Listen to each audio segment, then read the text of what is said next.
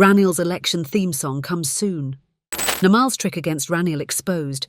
NPP Manoja's old men talk creates big furore. Operation by retired IGPs vs Shani and Ravi.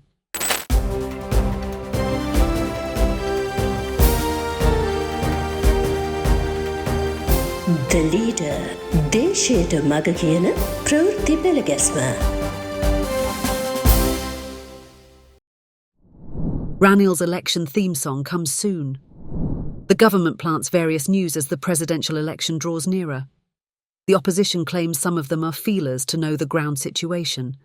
By saying thus, they cling on to such plants instead of focusing on their own campaigns. Surprisingly, even Namal gives voice cuts against government news plants. Ranil's ploy is to let things go on for a few days and then comes up with something new. About 2 weeks ago, the referendum talk came up. The argument is that Parliament, with a 2/3 majority, reduced the president's term by 1 year. Similarly, the term can now be increased by 1 year. Now many say no elections means the end of the story for Ranil as well as the UNP. However, Ranil has said nowhere that he will put off elections.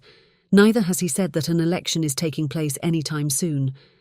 The President's Council, who gave a law point about putting off the presidential polls for 1 year, says, however, he is totally against doing it. Ranil's Chief of Staff, Sagala, said, yesterday the election will not be postponed for any reason. Amid all these talks, Ranil's campaign carries on unconcerned.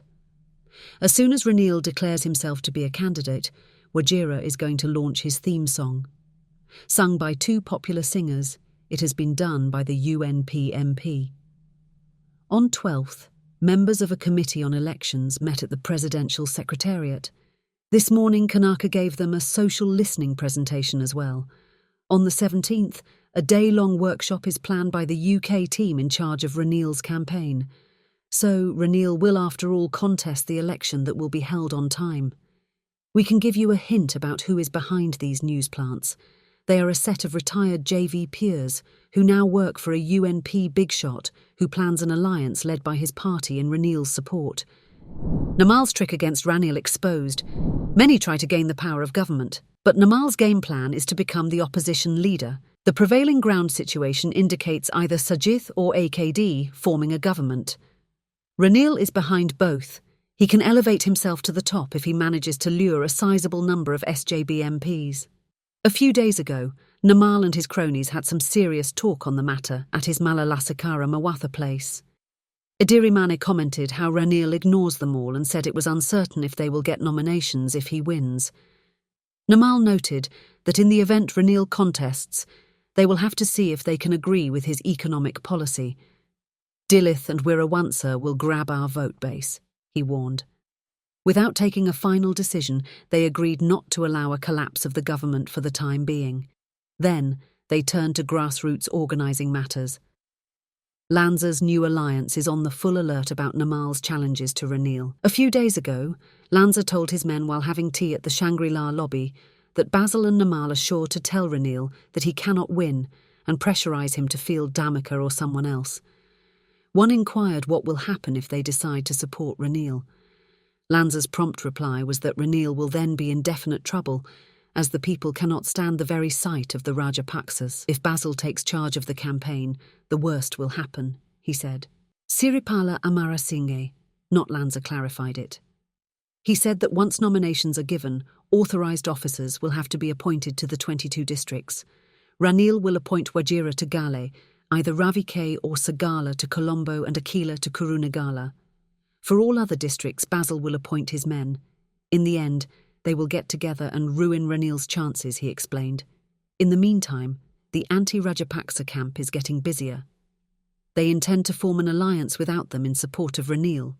A SJB senior is leading the efforts.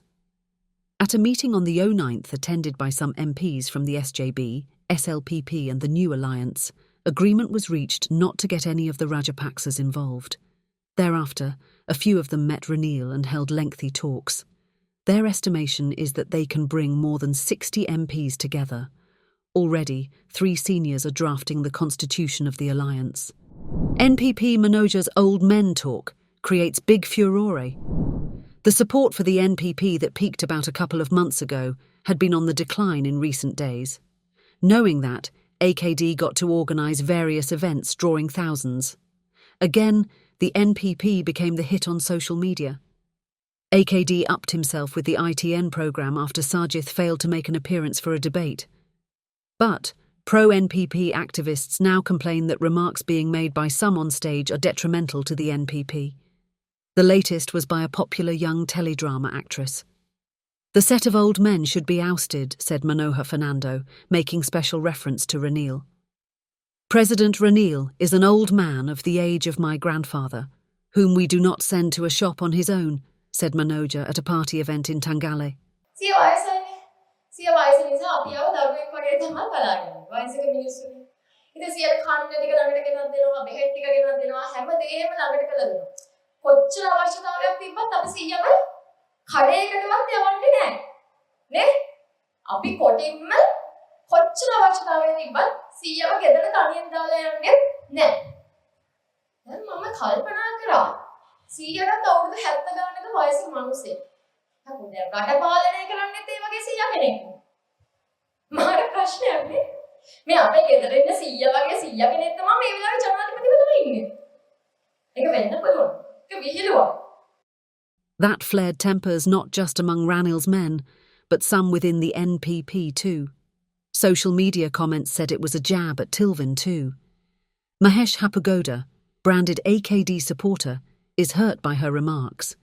He says on Facebook that some academics whom he knows to be supporting the NPP are aged over 50 now. They ask from senior politicians as to what have they done for the country all this while, and if they are still in politics to see their children get established in politics, notes Hapugoda. "Where is a world for us who are not your children?" is general the question asked. The 1971 and 1988-89 generations asked the same question. The reply they got was violent. It is again being asked from society in the same old way by a certain political force. It has been a question that gained popularity all the time. Saying that he does not like this question much, Hapagoda says the outside enemies who prevents him from making efforts at education and employment to reach social stability are not old persons. "To me, rather than blocking my path, they have helped me much," he says. "Further, there are many old persons around me who congratulate me on my victories and encourage me. Old persons give us much encouragement in life. They have much to offer us by way of being an example," adds Hapagoda. So, a youngster's system change talk ends up showing the true self. Operation by retired IGPs vs Shani and Ravi. Gota rode to power by creating a post-Easter Sunday attacks phobia in the country. This time too, the same story looks set to be repeated in a different way.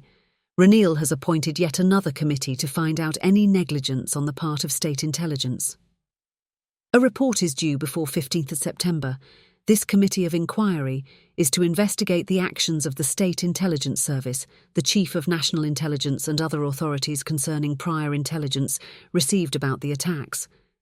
The committee is led by retired Judge A.N.J. de Alwis and also comprises Administrative Officer K.N.K. Somaratne and Senior Lawyer W.M.A.N. Nishan. Why did Ranil appoint such a committee all of a sudden, is the question asked by many. Some critics say it is a trick to corner Ravi Seneviratne and Shania Basakara after they went on NPP stage. Maybe it is true. That is because the government is worried by the conference held at the Youth Council by the NPP's retired police collective. As head of the collective, Ravi chaired it.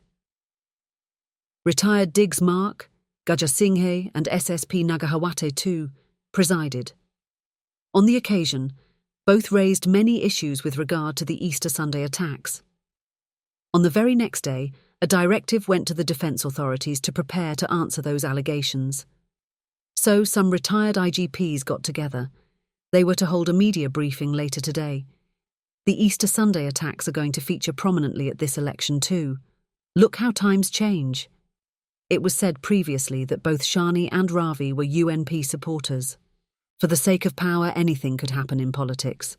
That is a lesson we can learn from Ravi Shani as well as the set that is going to react to them. That's it for today.